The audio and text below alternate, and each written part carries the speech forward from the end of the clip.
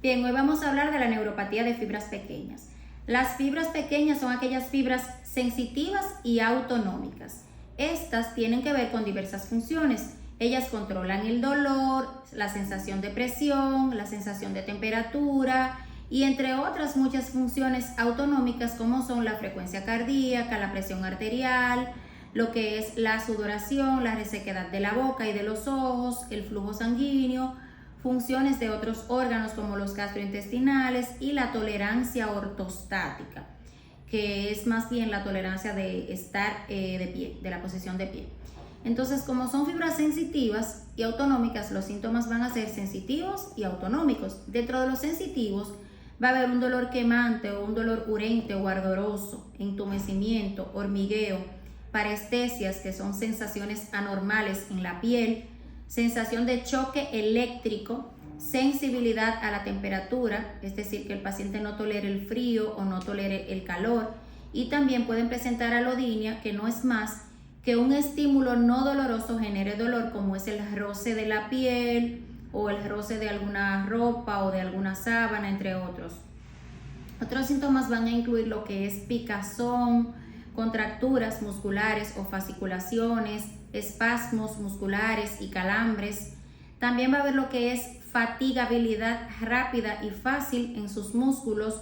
o un cambio en la resistencia comparado a su estado previo de la función muscular. A pesar de que no son fibras motoras, el paciente siente esa sensación de debilidad, como de que no se puede sostener de pie y a veces ni sentado.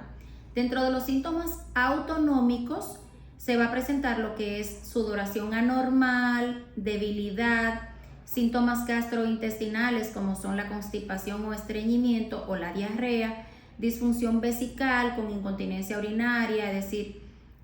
problemas de la orina como que el paciente no pueda aguantar los pipí o que vaya y orine con mucha frecuencia o que cuando orine la vejiga no se vacíe por completo y el paciente persista con esa sensación. También va a haber disfunción pupilar, visión borrosa, disfunción sexual, alteración en el control de la temperatura, es decir, que el paciente en ambientes muy fríos esté muy sudoroso o en pacientes calientes tenga mucho frío, o también que el paciente tenga, por ejemplo, un frío extremo, asimismo, en ambientes calientes, o que tenga cambios en la temperatura como son que las manos y los pies estén fríos con relación al cuerpo.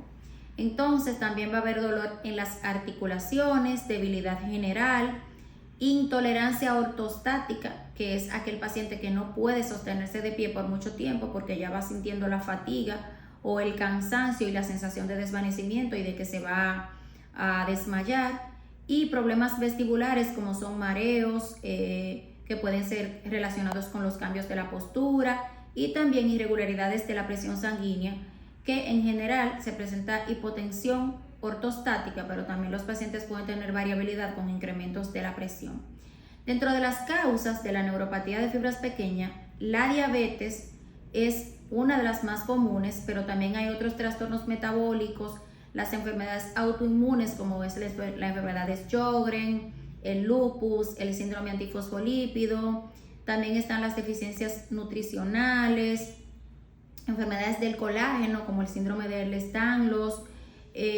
También están algunos medicamentos, algunos fármacos pueden provocar neuropatía de fibras pequeñas, las infecciones, las toxinas y ciertas condiciones genéticas. Entonces el diagnóstico generalmente se hace con la biopsia de la piel, donde se va a medir la densidad de la fibra pequeña o de la fibra nerviosa, y esta va a mostrar una disminución importante de la densidad de la misma, y esto es lo que nos va a hacer el diagnóstico. Pero también las pruebas de función autonómica son muy importantes para nosotros hacer el diagnóstico, aunque se confirme directamente con la biopsia, pero solamente con las pruebas autonómicas nosotros es suficiente para llegar a un diagnóstico y poner el tratamiento apropiado. Dentro de estas pruebas tenemos el TIL test, que es la prueba de la mesa basculante, donde el paciente lo colocamos en una camilla y se le van dando cambios de posición y él mismo va a tener cambios en lo que es la frecuencia cardíaca y la presión arterial. Y hay otras como son el test del reflejo del axón sudomotor, que es otra prueba que se realiza para medir función autonómica. Hay otras pruebas que se realizan como es el TM-Flow, entre otros. El tratamiento va a depender de la causa subyacente,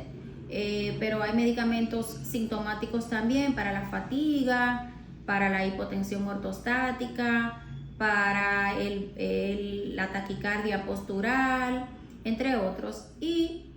también están las inmunoterapias, en especial para aquellos casos asociados con enfermedades autoinmunes, pero se ha demostrado que de forma regular y cíclica mejoran también otros casos que pareciera que no tienen un origen inmunitario, pero es porque no se encuentran en los estudios, porque generalmente no todas las pruebas se pueden hacer ni siquiera en los países más desarrollados. Es cuanto.